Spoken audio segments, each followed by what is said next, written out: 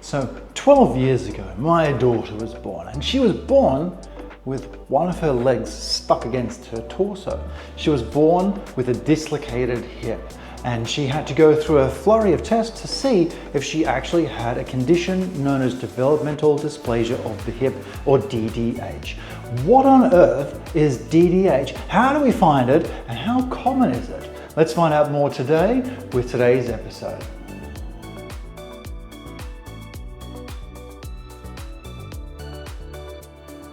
So, developmental dysplasia of the hips, DDH, clicky hips. It used to be known as congenital hip dysplasia, but they've realized now that it doesn't always happen at birth. You can develop it over time. It's not an uncommon condition. You're looking at around 7 in every 1,000 births are at risk of developing or having DDH. But what exactly is this one? See, DDH is what happens when our hips aren't properly aligned and they start to develop incorrectly. What happens with this one is when the bone is not in the socket properly, it changes the shape of the normal hip itself. So we've got the hip bone and the pelvis bone, and when they connect, they should have this nice roundness to them. But in the presence of DDH, it changes its position and changes the shape of the pelvis itself, and that's where we start to see what looks like DDH. So this begs the question as to why does it develop in the first place? One of the theories that comes forward is it's to do with the amount of space inside mum during pregnancy. In a certain position, that can put a bit of pressure onto the hip itself as it's developing and change its position during that process, which leads to the changes that we can see. Now, this is one theory as to what's causing the development of it, but we do know several risk factors that are tied into the development of it. Risk factors such as having a breached position. If you're in a breached position, that can change the position, change the pressures that are going through the hip, and lead to the development of that DDH. Being a female is an increased risk of having hip dysplasia. Being a firstborn, having a family history of it. These are all risk factors that may contribute to your child having hip dysplasia. But there are other ones as well. There are ones such as being in a rural location, or even having a short hospital stay during the birth. These are increasing your risk of late diagnosed hip dysplasia. Sometimes it's not even to do with the hips. Plagiocephaly, that change in normal head shape, that has also been associated with an increased risk of developing hip dysplasia. So if you're seeing a child with a bit of a flattening on the back of their head, that then puts you at alert to say, hey, we need to keep an eye on this kid's hips. So your child's ticked a few of those boxes in regards to the risk factors. Perhaps we need to do a few little things to screen out and see if there's anything more that is going on. So what gets done next? Well, it's a screening assessment to make sure the hips are moving properly and figuring out what next needs to be done. Let's have a look. So there are a number of little tests that we can perform as a screening to have a look for potential hip dysplasia. We're going to use little Charlotte here as a bit of a demonstrator. So one of the first ones your healthcare practitioner or your child health nurse may perform is looking at the heights of the knees. This is called the Alice test, and it's looking for the Gleason signs. So see if these knees are of the same height, because if we've got a bit of a hip problem going on, they may be a little bit asymmetrical. Now, some nurses, they also perform what's known as the hip abduction test, where they bring the legs out to the side. We want to see nice, smooth, equal movements to both directions there. We want to look for symmetry. We want to make sure that they can go beyond that 70-odd degree mark, and we want to make sure there's no greater than 20-degree difference between each side. Some may do what's known as the keel test, where they bring the legs out straight. This is a bit more specifically looking at the tighter muscles up higher in the thigh, as opposed to these ones which can get involved with the knees bent. But they also look for one to do with crease asymmetry in the thighs.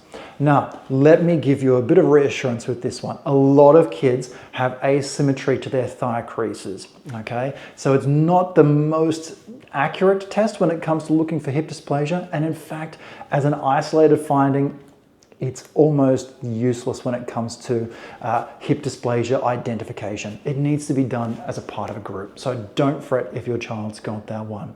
Now, when we've got findings that are showing up positive like that, that tells us to go to the next step. Okay, now the next step is imaging. Imaging is based on your child's age. Over 6 months of age, most kids' hips have started to turn into bone. So when we do an x-ray, we can see what's going on inside the hip. But younger kids don't always have those bony bits present, so we may need to utilize an ultrasound to do so. Ultrasound is typically done for the kids under 4 months of age, whereas x-rays for the kids older than 6 months of age. Now, between 4 and 6 months of age, then, you've got yourself a bit of a pickle. We have to question, are they more developed? Are they underdeveloped? Which one is best for you? It comes down to what we think is happening with child's development and which one would be best at that particular point in time. And if you do get imaging done, it tends to look just like this. We get an x-ray done and we can see all these different little lines and patterns and shapes and grey blurs on top of blacker blurs, but this is what your child's pelvis looks like on an x-ray.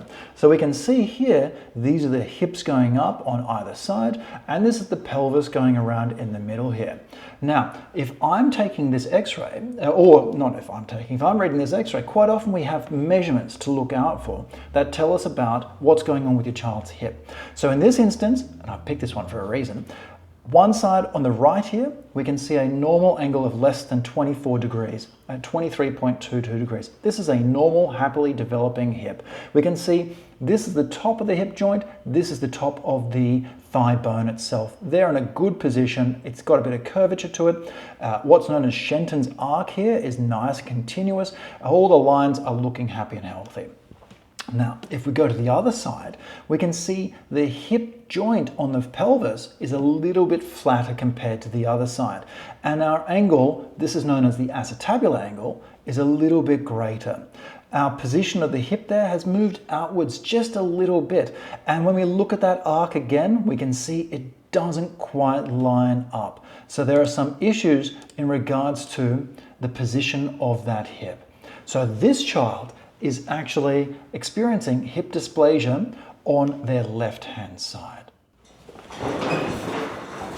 Now, as you may have guessed, that image was of a bit of an older child. That child was actually 8 months and 9 days old, and she was not yet quite crawling, not yet quite walking, so there were some other little things going on. But this is important because at the older ages, we may not see those typical findings that we would expect to find with hip dysplasia. We may not have the changes to thigh crease asymmetry. We may not have that change with the hip abduction. What we may have is a child who is delayed in crawling or delayed in walking, or when they do walk, they might walk a little bit like this. They may have a bit of an interesting limp going on. Now you'll notice this limp, it's not a painful limp. They don't want to avoid being on that foot. It's just they sway because their leg is a slightly different length. So this becomes important because the earlier we can identify what's going on here, the better our outcomes. So what are the outcomes when it comes to something like DDH? Well, the good news is with early identification and appropriate management, the outcomes are pretty good. We're looking at over 90% of cases will resolve with appropriate bracing and identification earlier than 3 months of age using simple harnessing for a number of weeks. However, some cases they can take a little bit longer, and there are some subtypes that just seem to not respond appropriately to bracing, and they may need further or more work done on them over time to help get those hips into a happier position. But what about something like manual therapy? So very interestingly, we've had 2 cases published that demonstrated a substantial improvement to the point of being declared as non-dysplastic as a result of manual therapy. Now, pinch of salt, 2 cases does not give a generalized population outcome, but it does open up a possibility as to manual therapy being an adjunctive therapy when we are getting bracing. It may be able to assist with rate of improvement and improving those long-term outcomes. But ultimately, if you've got a child with hip dysplasia or you're uncertain about what's going on with their hips, please ensure that you get your child regularly screened by your health nurse, by your chiropractor, by your appropriately trained individual to ensure that they're getting the best outcomes possible. Hope you enjoyed today's session. We'll see you again soon.